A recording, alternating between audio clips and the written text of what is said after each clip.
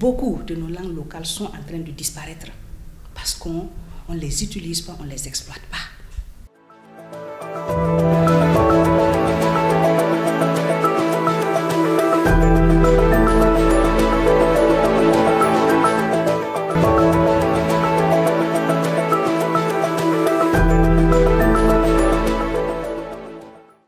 Moi, c'est Dr Nathalie Djigonkoudré, enseignante-chercheur à l'Université Joseph Kizerbo, plus précisément au département d'études anglophones, qui relève de l'unité de formation en lettres, arts et communication, couramment appelée UFR-LAC. Il faut retenir que je me suis spécialisée en linguistique anglaise, ce qui fait appel à la didactique de l'anglais de façon particulière et à la didactique des langues de façon générale.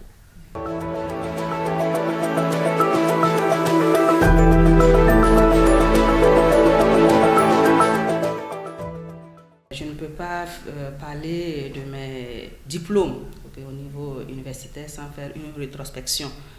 Voilà, au niveau du secondaire, il faut noter que, avant de me lancer dans la linguistique anglaise, dans le domaine de l'anglais de façon générale, j'ai aimé la langue depuis le secondaire.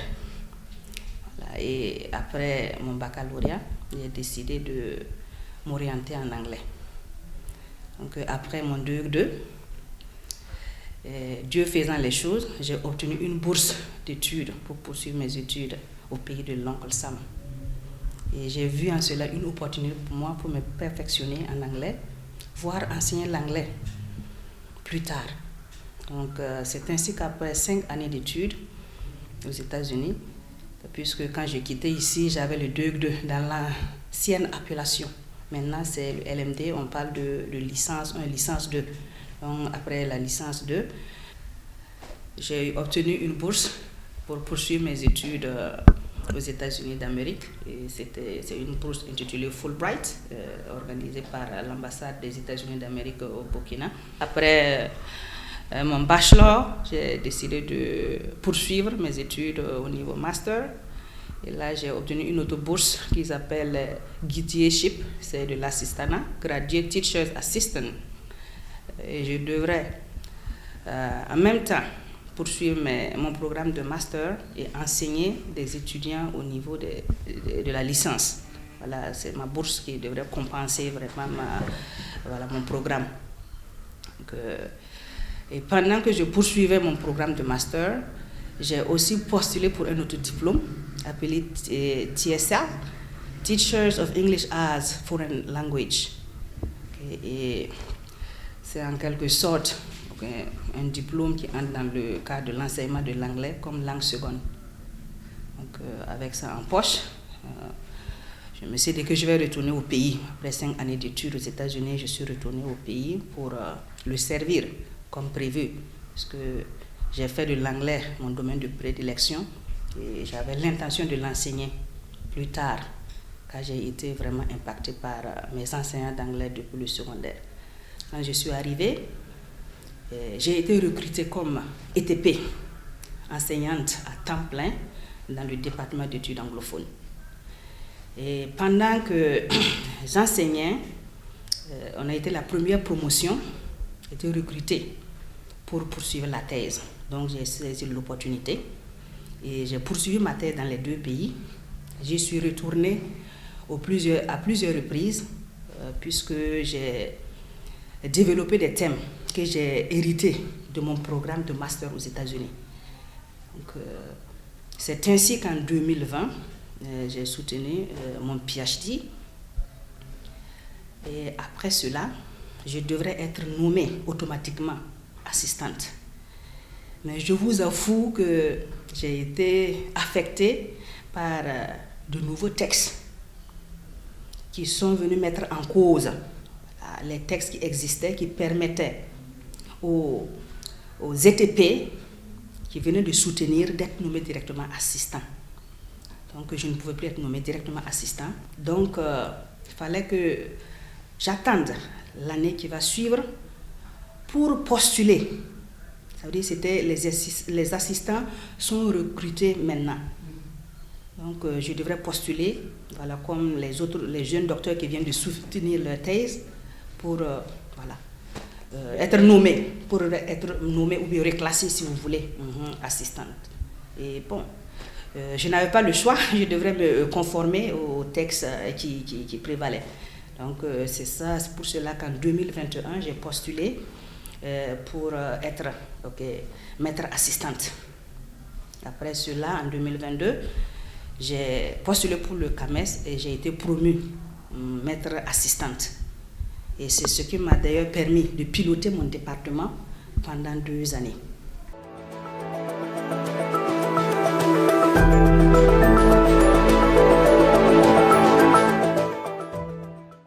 Parlant de mes pas dans le domaine de l'enseignement supérieur, je peux dire que mes premiers pas n'ont pas été assez difficiles. Pourquoi? Puisque depuis les États-Unis, j'ai été formée à plusieurs reprises dans la pédagogie de l'enseignement. C'est ce qui a justifié l'obtention de mon diplôme en TSL, puisque comme nous devrions enseigner au niveau licence, il fallait une formation. On nous a formé tout un semestre sur comment enseigner dans l'enseignement supérieur. Donc cela était vraiment un acquis, bien que nul n'est parfait, mais j'avais déjà un bagage pour affronter l'enseignement supérieur. C'est dit, j'ai commencé à enseigner. Mais je ne peux pas dire qu'il n'y a pas eu de difficultés au pays, puisque aux États-Unis, nous avions tout au plus une vingtaine d'étudiants, une trentaine d'étudiants par classe. Mais ici, il faut noter, les effectifs sont pléthoriques. Il faut des milliers d'étudiants par salle, accompagnés de microphones pour transmettre le savoir. Ce n'était pas du tout aisé. Mais avec le concours de nos devanciers, de nos aînés, que je m'empêche d'appeler collègues, la transition a été une réussite.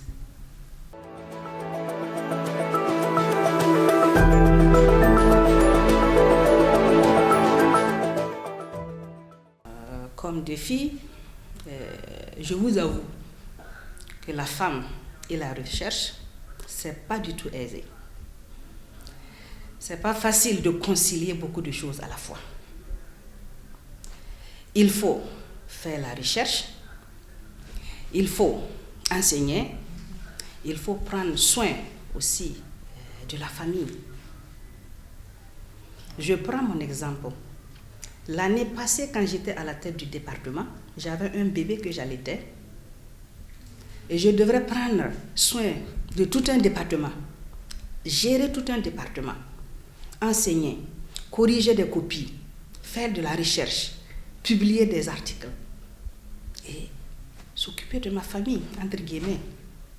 Je vous avoue que ce n'est pas aisé. Certes, mais ce n'est pas impossible. Dans la vie, si on se fixe des objectifs et des sous-objectifs, on se bat, on fait de son mieux pour y parvenir. C'est ainsi qu'il est évident que dans le monde de la recherche, les enseignantes chercheurs ne peuvent pas avancer au même rythme que les enseignants chercheurs au vu de ce qui précède. Mais voilà, quand on se fixe des objectifs, on se bat, on fait de son mieux pour y arriver. Et pour ajouter à cela, vous pouvez constater que dans le monde de la recherche, la gente féminine n'est pas vraiment représentée. Je prends toujours mon exemple. Dans mon département, je suis la seule dame enseignante-chercheur. Oui, dans tout le département. Mais on est optimiste que dans un futur proche, avec la nouvelle génération qui est consciente de la contribution de la gente féminine dans le monde de la recherche, nous allons arriver à genrer le département de façon particulière et le monde entier, le monde de la recherche de façon générale.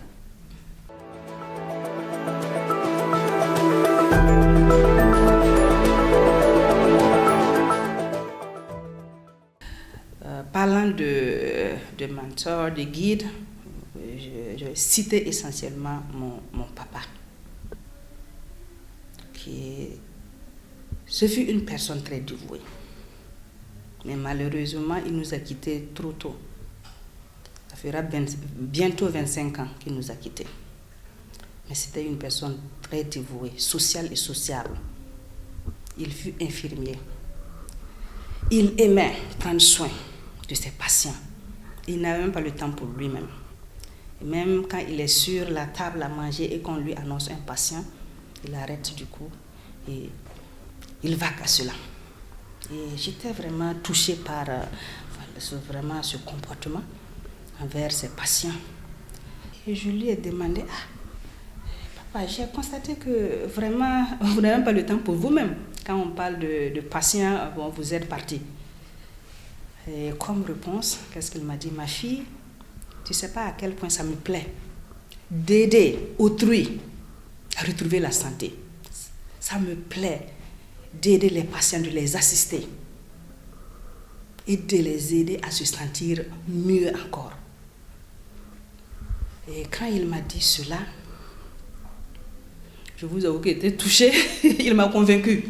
Et du coup, je voulais devenir infirmière. J'ai dit, je vais embrasser la même carrière. Mais Dieu a décidé autrement. Même si je n'ai pas pu devenir infirmière pour prendre soin des malades, m'occuper des patients comme mon père, je le fais autrement à travers l'enseignement, à savoir guérir les étudiants de l'ignorance en les inculquant le savoir.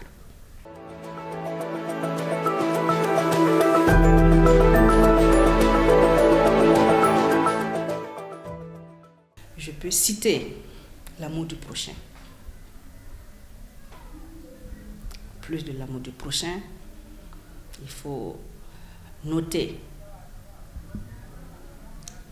l'abnégation dans le travail. Parce que j'aime le travail bien fait. Et pour cela, il faut se sacrifier. Il faut aussi une ouverture d'esprit dans ce genre de milieu.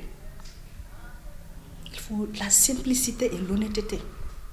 Pour moi, ce sont des valeurs qui favorisent une franche collaboration au sein du monde de la recherche, dans la communauté et même au foyer.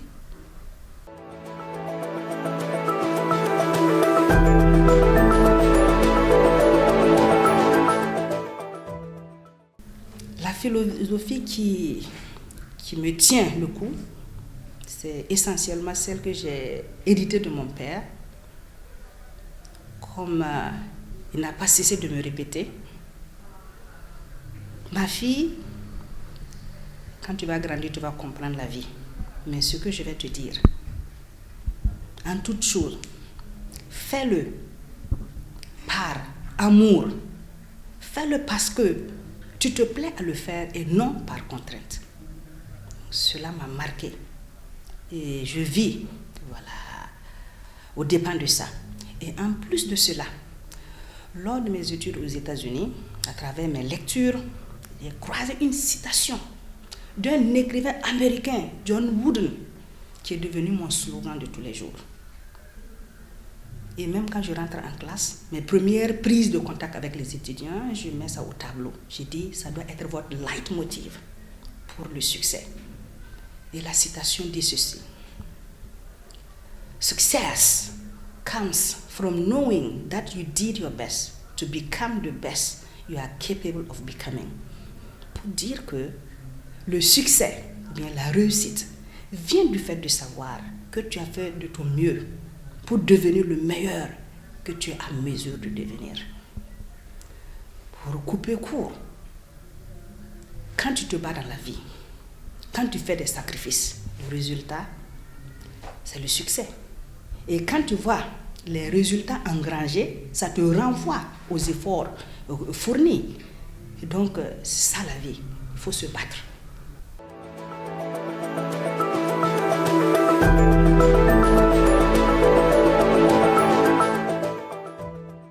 Que j'aimerais impacter les étudiants à travers mes enseignements.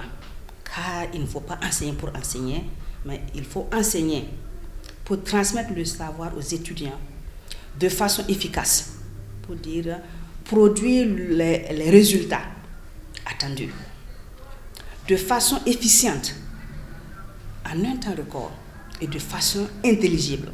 Il faut que les données linguistiques présentées aux étudiants soient compréhensibles et explicites pour un meilleur apprentissage. Secondo, j'aimerais impacter le monde de la recherche à travers mes publications scientifiques. Car un proverbe le dit bien, qui n'écrit rien n'aura pas son nom dans le livre de vie. En tant qu'ancienne chercheuse, si je reste passive, silencieuse, je ne pourrai en aucun cas impacter le monde de la recherche. Comme faire de la recherche, c'est apporter de la terre à la terre, j'aimerais moi aussi apporter ma modeste contribution dans le monde scientifique.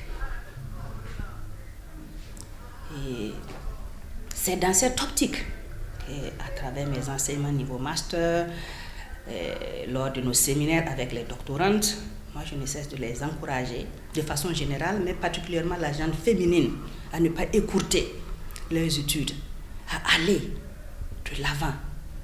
Et dans ce sens, pour genrer le monde de la recherche, parce que la gente féminine n'est pas représentative.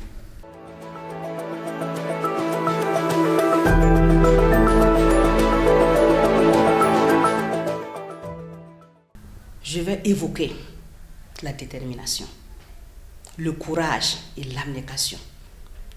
Parce que quand on est courageux, on est déterminé, on a le sens du sacrifice, on peut y parvenir, on peut entreprendre malgré les obstacles.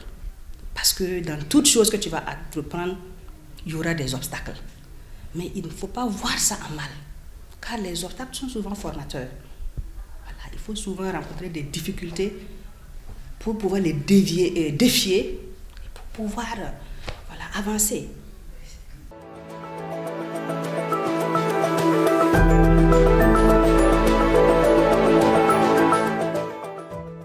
Pour mes projets à court terme, c'est toujours dans le cadre de la recherche de l'enseignement supérieur.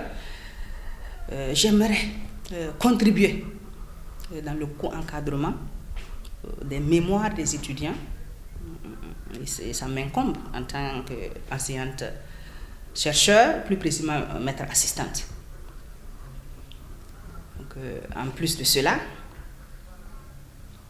j'aimerais aussi les aider, les apprenants, à aimer ce qu'ils font.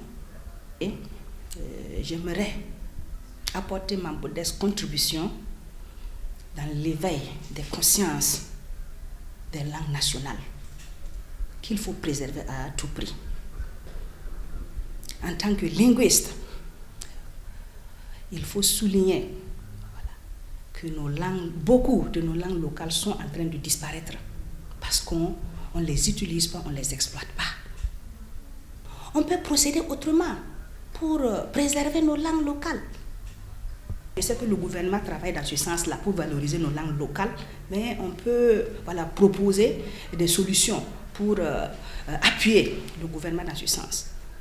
Là, on peut préserver nos langues parce qu'on a été inculqués à détruire, à dévaloriser nos propres langues.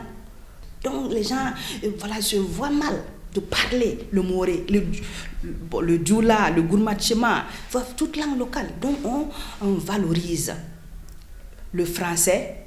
Bon. Et après aussi, il y a l'anglais qui est en train de prendre le dessus aussi. Donc, ainsi dit, je suis même en train d'écrire un article dans ce sens. Et le titre de l'article s'intitule comme suit: The Contribution of Polyglossia in the Maintenance of Local Languages in Multilingual Countries, Case of Burkina Faso. On dit la contribution de la polyglossie au maintien des langues locales dans des pays multilingues, cas du Burkina Faso. C'est pour inciter les gens à revoir comment valoriser comment préserver nos langues locales. Ça, c'est à court terme. Permettez-moi de dire que j'aimerais atteindre le sommet, puisque je vous dis, je suis novice dans le monde de la recherche. Je suis maître assistante. J'aimerais atteindre le sommet qu'est la titularisation. Après l'assistanat, il y a la maîtrise de conférence, il y a la titularisation. Et je vous avoue que ça demande beaucoup d'efforts, plus d'abnégation, tant dans les publications scientifiques et l'encadrement des étudiants.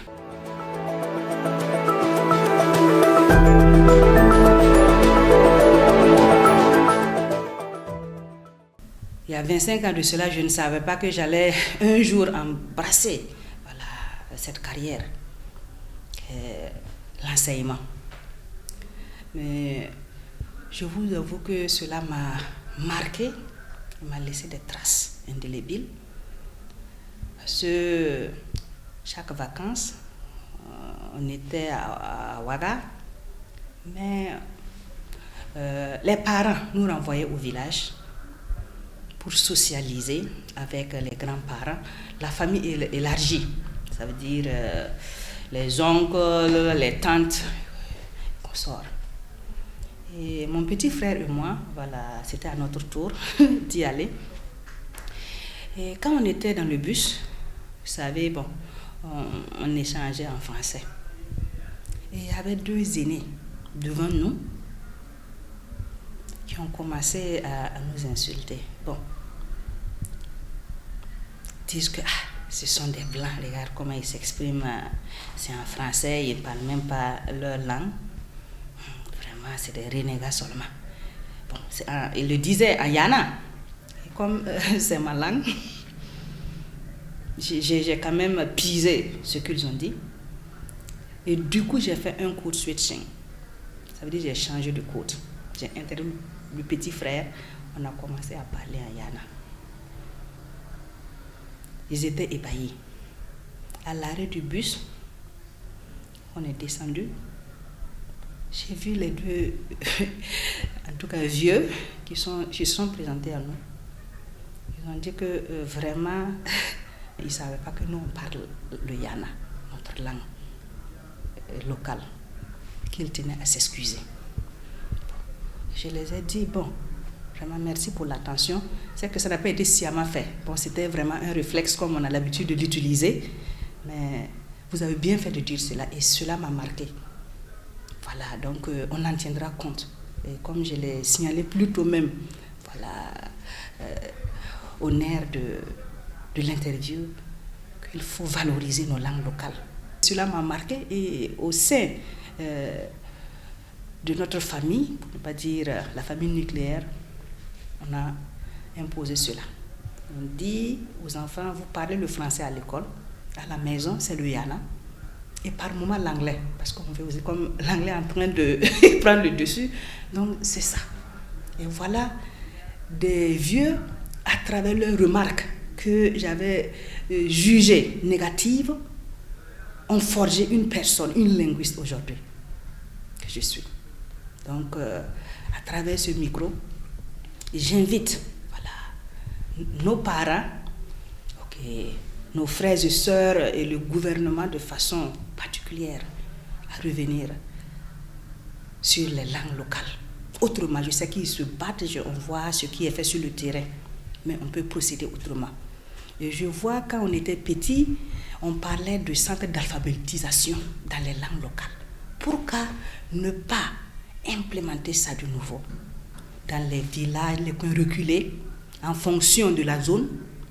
Il y avait des gens qui recrutaient, qui enseignaient les langues locales. Et les gens venaient apprendre gratuitement. Donc ça va porter fruit à long terme. Voilà, donc si on veut vraiment remettre en valeur nos langues locales, c'est ce que je vais suggérer.